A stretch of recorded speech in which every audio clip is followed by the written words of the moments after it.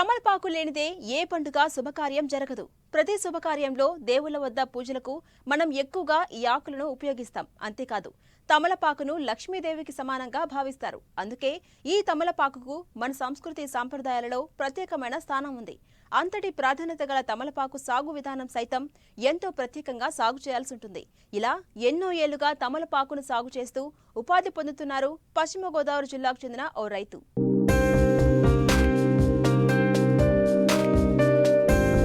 ఏ శుభకార్యాలకైనా మొదటి స్థానం తమలపాకుదే. అందుకే చాలా మంది రైతులు తమలపాకుల సాగును తరతరాలుగా చేపడుతూనే ఉన్నారు. ఈ కోవలోకే వస్తారు పశ్చిమ గోదావరి జిల్లా యలమంచిలి మండలం అబ్బిరాజుపాలెంకు చెందిన రైతు నంబూల రంగారావు. ఒక్కసారి మొక్కను నాటితే 2 నుంచి 3 ఏళ్ల వరకు దిగుబడి వస్తుంది. తమలపాకు సాగు అంటే అంత సులువు కాదు, ఎంతో కష్టంతో కూడుకున్నది.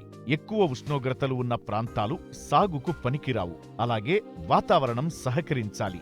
సంవత్సరం పొడవునా నీటి వసతి సౌకర్యం ఉండాలి. అవగాహన కలిగి సాగుబడి చేస్తే లక్ష్మీదేవి వెంట ఉన్నట్లే అంటుంటారు పెద్దలు. తోటలకు ముఖ్యంగా వేరుకుళ్ళు రోగాలు వచ్చి తీగలు, ఆకులు పసుపు పచ్చ రంగులోకి వచ్చి చనిపోతాయి. 1 ఎకరం సాగుకు ₹1,00,000 పైనే ఖర్చులు చేయాల్సి వస్తుంటుంది. ఎకరం తమలపాకు తోట చేస్తున్నానండి. కొబ్బరి తోటలో అంతర పంటగా ఫస్ట్ కూడా దీనికి చేయవలసిన విధానం ఏంటంటే, మనకి ఏప్రిల్ నెలలో అంటే కత్తెర రాకముందు, ఎండల మొదలక ముందు మన దుక్కు మెత్తగా దున్ని భూమిని సదును చేసుకుని ఔషధనాలు మన గాలి 1 మీటర్ వెడల్పు గాలి తీసుకునండి వేసుకుని పోషణ చేసుకోవాలి. అది పోషణ చేసుకుంటే కనీసం 4 ఏప్రిల్ నెల అంటే మే, జూన్, జూలై, ఆగస్ట్ నెల నుంచి సెప్టెంబర్ నెలలో మనం తమలపాకు విత్తనం కప్పెట్టుకోవాలండి. ఆ విత్తనం ఇక్కడ మొదటి తోటల నుంచి మనం కలెక్ట్ చేసుకుని పాతుకోవాలండి. ఈ ఎకరం నేలకి వచ్చండి మన హౌస్ విత్తనాలు వచ్చి 10 కేజీలు పడుతుందండి. ప్రజెంట్ రేట్ వచ్చి కేజీ వచ్చి మనకి 800 అంటే 8,000 అండి. మరి అవి విత్తుకోవడానికి మనకి అయ్యకు వచ్చండి దుక్కు దున్నటానికి, ఈ పర్లు తీసి వేయటానికి 5 మనుషులు పడతారండి. 5 మనుషులు అంటే ప్రజెంట్ ఇక్కడ మాకు వచ్చి 800 ఉందండి డైలీ వేజ్. 5 4,000 అవుతుంది సార్. 32,000 1 ఎకరానికి వచ్చి ఒక తీగ కప్పెడతాకండి. ఇదంతా పెట్టుబడి ముందు పెట్టవలసిందండి.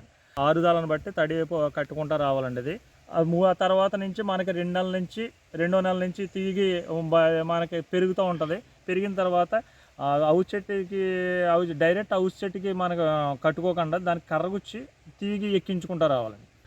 మనకి కోత వచ్చేయడానికి 3 నెలలు పడుతుందండి మినిమం. అంటే ఫస్ట్ తమలపాకులు మేము కట్ చేయాలంటే 3 నెలలు పడుతుంది. అంటే మాకు సెప్టెంబర్లో పెడితే అక్టోబర్, నవంబర్, డిసెంబర్లో మనకు తెగుతుంది.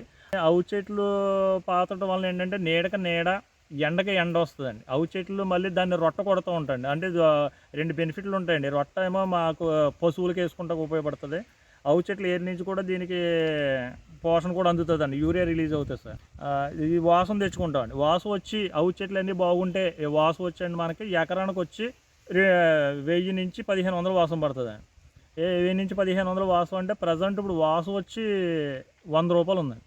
అంటే ఈ హౌస్ చెట్లు ఉన్నది కదండి, ఇలా ఊగిపోకుండా స్ట్రైట్ లైన్గా, అంటే మీకు ఐడియా ఉన్నది, అది చెరుకు తోటలకు జల్ల వేస్తారు ఆ టైప్లో దీనికి దారుణం లాగి స్ట్రైట్గా చేస్తారండి. గాలి వేసినా ఊగకుండా, ఊగితే మళ్ళీ పడిపోతే దీనికి తీగ వాలితే పనిచేయదండి. ఎప్పుడు కూడా స్ట్రైట్గా పైకి వెళ్ళాలి.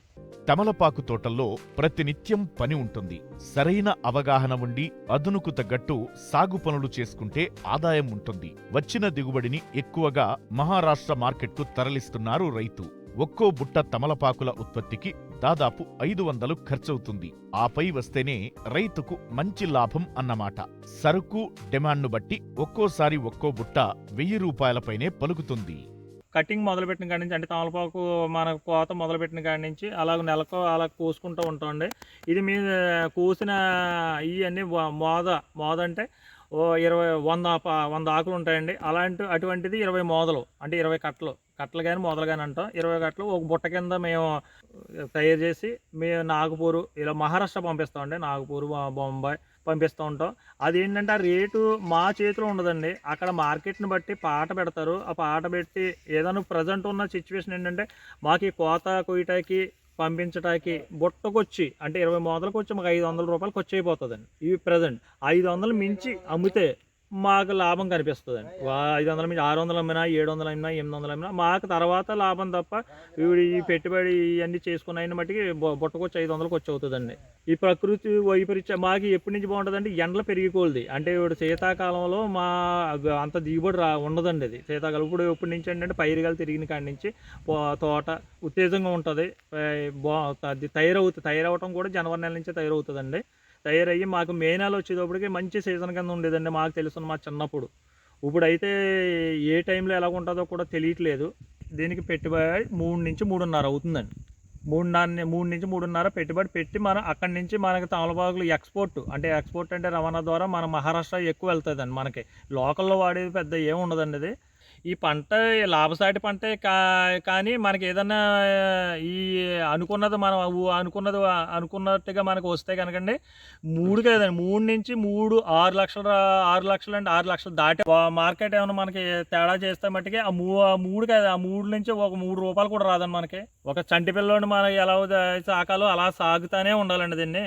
అది మాకేంటంటే మా తాతల కాడి నుంచి ఇది అలవాటు అయిపోయింది ఈ వృత్తి. ఇది అప్పుడు ఏంటంటే దీని మీద బతికి దీని మీద చేసి ఎకరాల భూములు కూడా ఉన్న రోజులు కూడా ఉన్నాయండి. ఇప్పుడు ప్రస్తుత పరిస్థితి మాకు వాతావరణం ఈ అనుకూలంగా కూడా మాకు లేకపోవడం మేము చాలా ఇబ్బంది పడుతున్నామండి.